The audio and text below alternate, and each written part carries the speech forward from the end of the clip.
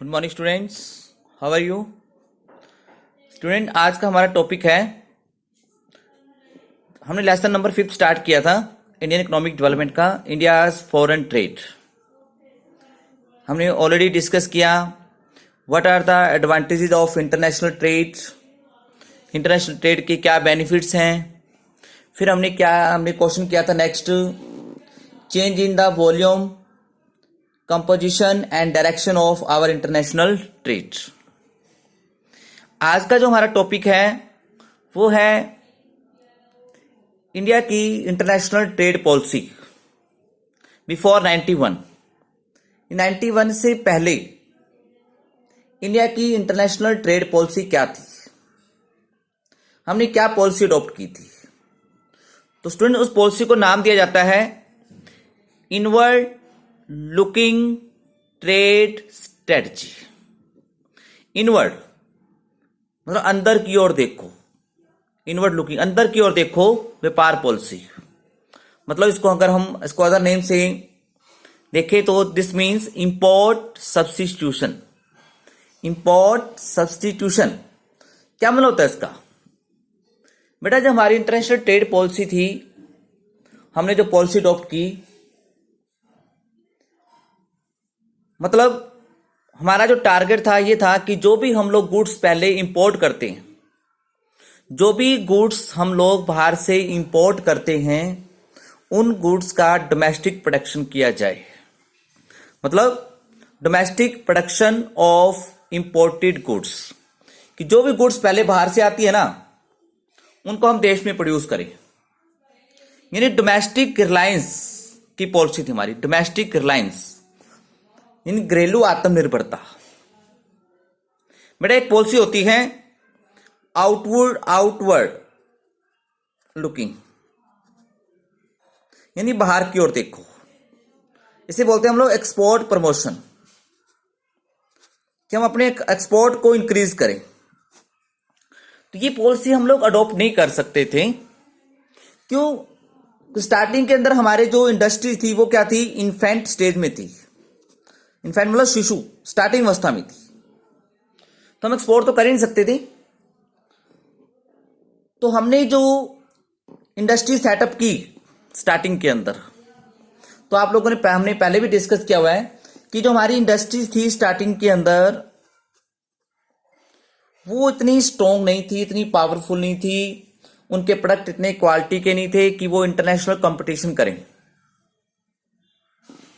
तो अपने व्यापार को बचाने के लिए, अपनी डोमेस्टिक इंडस्ट्रीज की प्रोटेक्शन करने के लिए हमारी जो पॉलिसी थी वो थी protection to domestic industries through import duties, यानी टैरिफ,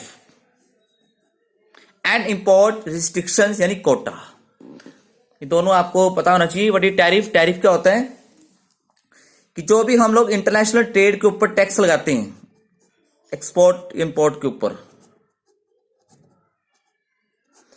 तो वो होता है टैरिफ। तो हमारा इंपोर्ट ड्यूटी थी कि हमने अपने इंपोर्ट्स के ऊपर बहुत ज्यादा टैक्स लगा दिए, इंपोर्ट टैक्स। इससे टैक्स से क्या होगा कि जो भी हम लोग बाहर से गुड्स मंगवाएंगे, टैक्स लगने के बाद उनकी प्राइस बढ़ जाएंगे, कॉस्ट बढ़ जाएगी, वो कॉस्टली हो जाएंगी, तो उनकी डोमेस्टिक डिमांड कम हो जाएगी।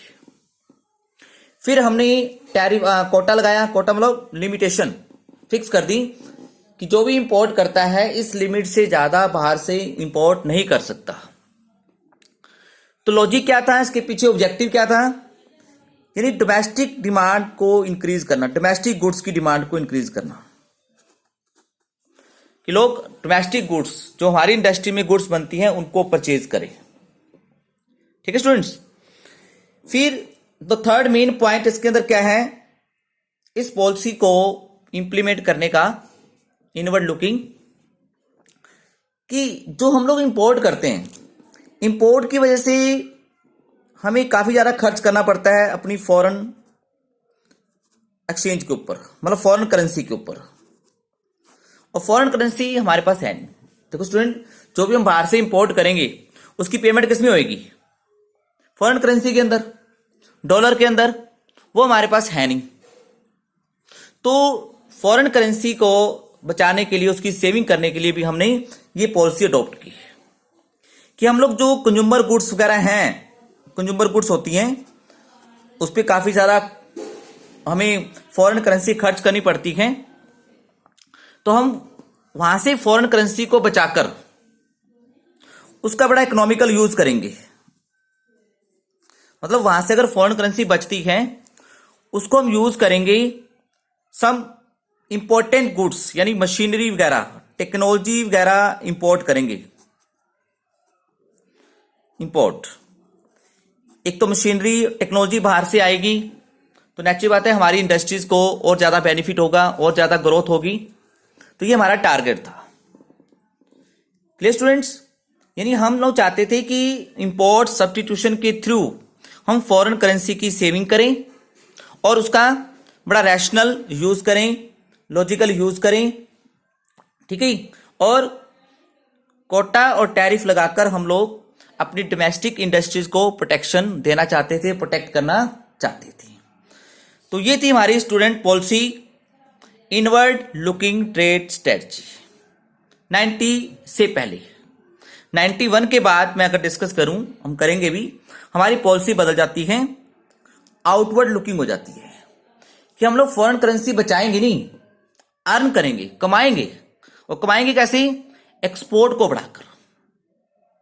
Clear students? तो ये था हमारा छोटा सा टॉपिक जिसके मेन पॉइंट्स हमने 4 मेन पॉइंट्स किए इंपोर्ट सब्स्टिट्यूशन पॉलिसी के। आगे हम डिस्कस करते हैं good effect of this policy, कि इस पॉलिसी के गुड इफेक्ट क्या हुए। देखो स्टूडेंट्स, मैं पहले भी डिस्कस कर चुका हूं आपसे, जितने भी लेसन हम पहले किए उसमें भी ये पॉलिसी आई है, कहीं ना कहीं इसका हमने जिक्र किया है। तो स्टूडेंट्स आप लोग देखोगे इस पॉलिसी को अडॉप्ट करने के बाद जो भी गुड्स हम लोग बाहर से पहले इंपोर्ट करते थे, चाहे वो चॉकलेट थी, चाहे वो शूज थे, चाहे वो नीडल थी, थ्रेड था, कुछ भी था, वो बाहर की इंडस्ट्री में बन के आता था।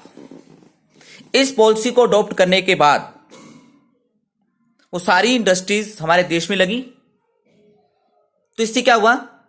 हमारी इंडस्ट्रियल ग्रोथ हाई रेट पे इंक्रीज हुई, यानी high rate of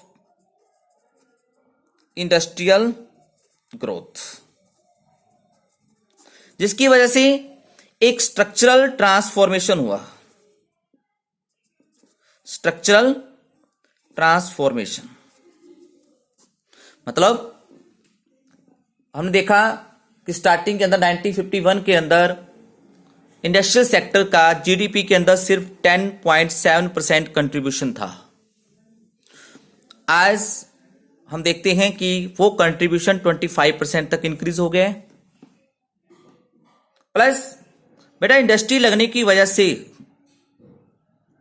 structural transformation की बात करता हूं, इंप्लॉयमेंट जो पहले एग्रीकल्चर पे डिपेंड थी वो शिफ्ट होकर किधर आ गई?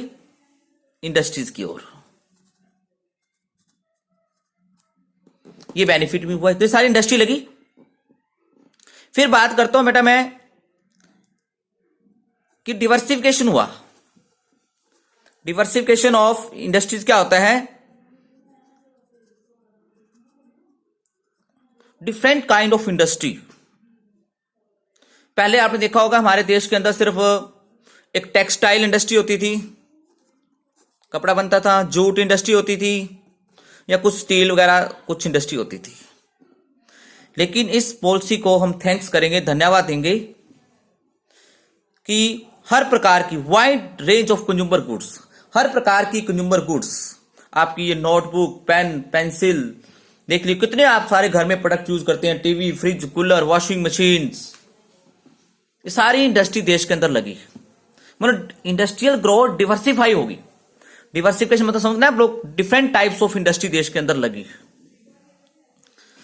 तो इसका एक बेनिफिट हुआ इलेक्ट्रॉनिक इंडस्ट्री, जिसको पास सनराइज इंडस्ट्री कहते हैं। इलेक्ट्रॉनिक इंडस्ट्री, इलेक्ट्रॉनिक प्रोडक्ट की जो बात करते हैं, जैसे बल्ब, वायर्स, जो भी इलेक्ट्रॉनिक प्रोडक्ट होता है, ये हमारे देश के अंदर बनने लगा। इसे हम सनराइज इंडस्ट्री कहते हैं। अगर बेटा हमने ये पॉलिसी अडॉप्ट ना की होती तो हमारा सनराइज इंडस्ट्री इंटरनेशनल कंपटीशंस को फेस नहीं कर पाता। इसको थैंक्स करेंगे हम लोग इस पॉलिसी को कि आज हम लोग इलेक्ट्रॉनिक प्रोडक्ट के अंदर वर्ल्ड फेमस हैं, हमारे यहां से एक्सपोर्ट काफी होता है। तो India has emerged as an you can say the emerging power in electronic industries. Thanks. फिर हम लोग ऑटोमोबाइल इंडस्ट्री की बात करते हैं कि जो कारें, बाइक पहले हम फॉरेन से मंगवाते थे बेटा, कार, ठीक है बेटा। तो इस पॉलिसी को अडॉप्ट करने की वजह से वो कार वगैरह हम देखा होगा 90, 80, 81 के अंदर शायद पहले हमारे पास मारुति इंडस्ट्री सेटअप हुई। जो कार हम लोग पहले इंपोर्ट करते थे बाहर से, वो हमने एक्सपोर्ट करना स्टार्ट कर दिया थैंक्स टू दिस पॉलिसी। तो स्टूडेंट्स, यानी आप कह सकते हो कि इस पॉलिसी की वजह से हमारे जो इन्वेस्टर्स थे उनको अपॉर्चुनिटी मिला ऑफ इन्वेस्टमेंट। देखो बेटा, अब कितने सारी कंज्यूमर इंडस्ट्री देश में लग रही है, इतने सारे प्रोडक्ट देश में बन रहे हैं, लगाएगा कौन? आप लोग इन्वेस्टमेंट करना चाहते हो तो कोई ना कोई इंडस्ट्री आप लोगों को खोलोगे। तो इससे क्या हुआ, डोमेस्टिक इन्वेस्टर्स को इन्वेस्टमेंट करने का अपॉर्चुनिटी मिला कि जो हमारे पास रिसोर्सेज कंट्री के ऑलरेडी थे, लेटेंट रिसोर्सेज थे, छिपे हुए थे, उनका कोई यूज नहीं था। मतलब आपके अंदर भी टैलेंट था, वो टैलेंट यूज नहीं हो रहा था, लेकिन इस पॉलिसी की वजह से हम थैंक्स करेंगे इस पॉलिसी को कि इस पॉलिसी की वजह से वो लेटेंट रिसोर्सेज उनका यूज हुआ, देश के डोमेस्टिक रिसोर्सेज का डोमेस्टिक यूज में, डोमेस्टिक प्रोडक्शन में यूज हुआ। थैंक्स। ठीक है बेटा। तो these are the some positive impact of this policy. फिर से रिपीट कर रहा हूं, high rate of industrial growth, diversification of industry, मतलब different kind of industry setup in the country, and opportunity of investment to domestic investors. Clear students? No doubt there are so many good impact हुए, but there are some bad impact of this policy also, उसको हम ignore नहीं कर सकते। देखिए students, bad effect की बात करूं तो हमने देखा हमारी 1956 की आईपीआर, जितनी भी बड़ी इंडस्ट्रीज हैं वो किसमें खुलेंगी? गवर्नमेंट सेक्टर, पब्लिक सेक्टर में। हमने जो इंपोर्ट सब्स्टिट्यूशन किया, जितनी भी इंडस्ट्री लगी देश के अंदर, मोस्टली किसमें लगी? पब्लिक सेक्टर के अंदर। यानी पहला जो उसका लॉस हुआ वो ये हुआ, यानी growth of inefficient public monopoly. Inefficient मतलब जो ज्यादा कार्यकुशल नहीं थी। हर जगह पब्लिक सेक्टर की मोनोपोली थी, जो भी इंडस्ट्री खुलेगी पब्लिक सेक्टर में खुलेगी, क्योंकि प्राइवेट सेक्टर को अगर इंडस्ट्री खोलनी है तो नेचुरली आपको पता है लाइसेंस लेना पड़ेगा। प्राइवेट सेक्टर इंडस्ट्री खोलनी है, लाइसेंस के लिए कई साल तक वेट करना पड़ेगा। अब पब्लिक सेक्टर इनएफिशिएंट कैसे था? मैं आपको एग्जांपल लेता हूं छोटा सा, एक टेलीकम्युनिकेशंस का। मतलब अगर आप अपने पापा से, दादा से पूछो कि अगर हमने पहले कभी घर में फोन लगवाना होता था तो बीएसएन का लगता था, लैंडलाइन, तो आपको बताएंगे कि फोन लगवाने के लिए इतनी सारी फॉर्मेलिटीज, फाइल, रिश्वत देनी पड़ती थी, फिर जाकर कहीं साल 2 साल बाद फोन घर पे लगता था। और आज देखिए, जब से टेलीकम्युनिकेशन का प्राइवेटाइजेशन हुआ है, आप फोन करते नहीं, पहले घर पे आ जाते हैं फोन लगाने के लिए। यानी आज हमारा कम्युनिकेशन सेक्टर एफिशिएंट हुआ है क्योंकि पब्लिक सेक्टर की मोनोपोली टूट गई है। Clear students? नेक्स्ट, अब कुछ जितनी भी इंडस्ट्री लगी देश के अंदर वो सारी क्या थी? पब्लिक सेक्टर में थी। पब्लिक सेक्टर का कोई कंपटीटर नहीं था, यानी लैक ऑफ कंपटीशन। और जहां पे आपको पता है कंपटीशन नहीं होता, वहां पे क्या होता है? लैक ऑफ मॉडर्नाइजेशंस,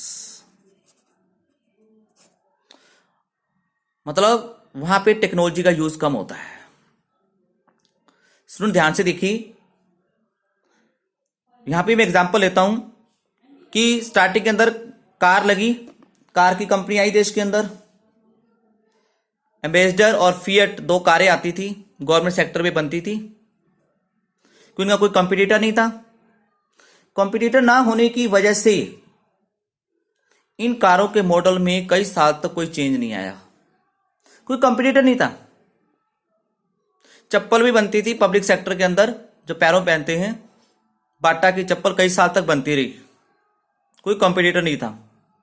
लेकिन आज देखिए, जब पब्लिक सेक्टर की मोनोपोली कम हो गई है, खत्म हो गई है,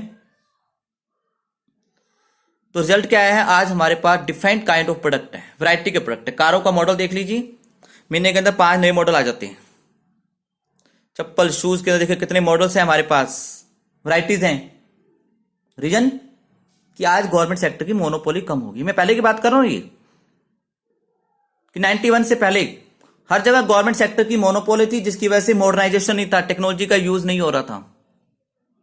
बट आज हर जगह टेक्नोलॉजी का यूज होता है। यानी कहने का मतलब क्या है स्टूडेंट्स, अगर इसको हम ब्रीफ में देखें तो आपको नजर आएगा कि जो इंडस्ट्रीज पहले गवर्नमेंट को लॉस भी दे रही थी ना, जो you can say that economically unviable थी। अनवाइबल इंडस्ट्री कौन सी होती है? जो पॉसिबल नहीं है, जो लॉस दे रही हैं, वो भी गवर्नमेंट कंटिन्यू रख रही थी, उसको भी चलाना पड़ रहा था। रीजन क्या था? अगर गवर्नमेंट सेक्टर में कोई इंडस्ट्री आपको लॉस दे रही है और आप उसको बंद कर देते हो, तो जो विरोधी पार्टी होती है, विपक्ष होता है, वो आपके ऊपर आरोप लगाएगा कि गवर्नमेंट ने लोगों का रोजगार छीन लिया। आज भी ऐसा होता है कि गवर्नमेंट सेक्टर की इंडस्ट्री अगर लॉस दे रही है ना, उसको आप बंद नहीं कर सकते, उसको रन करना पड़ता है। तो पहले भी ऐसा था। यानी इकोनॉमिकली अनवाइबल इंडस्ट्रीज को भी कंटिन्यू रखना पड़ रहा था गवर्नमेंट को, पॉलिटिकल कंपल्शन की वजह से। 91 के बाद गवर्नमेंट ने क्या किया? जो अनवाइबल इंडस्ट्री थी, जो लॉस दे रही थी, घाटे में जा रही थी, उस इंडस्ट्री को गवर्नमेंट ने प्राइवेट सेक्टर में बेच दिया, और वही इंडस्ट्री आजकल प्रॉफिट में जा रही है। Clear students? यानी अगर हम इसको ब्रीफ में इसका अगर कंक्लूजन ड्रा करें, यानी गवर्नमेंट सेक्टर की हर प्रकार के गुड्स के प्रोडक्शन के अंदर इंटरफेयर थी। हर प्रकार की इंडस्ट्री गवर्नमेंट सेक्टर में लगी, चाहे वो उसको प्रॉफिट दे रही है, चाहे वो लॉस दे रही है। क्यों? क्योंकि हमारी गवर्नमेंट का प्राइवेट सेक्टर के ऊपर ज्यादा फेथ नहीं था, लाइसेंस की पॉलिसी थी। ठीक है स्टूडेंट्स? तो ये थे कुछ इसके bad effect of this policy. तो ये लेसन हमारा यहां पे खत्म होता है। 4 मार्क्स का क्वेश्चन आएगा, what is inward looking trade strategy, what are its good and bad impacts. तो 3 इसके आपने गुड इम्पैक्ट लिखने हैं, 3 इसके बैड इम्पैक्ट लिखने हैं ब्रीफली। तो स्टूडेंट्स आपका ये लेसन कंप्लीट है। इसको आप लोग रीड करो, मैं आपको नोट्स भेज रहा हूं इसके, और इसको आप वीडियो को सुनो भी। Okay students?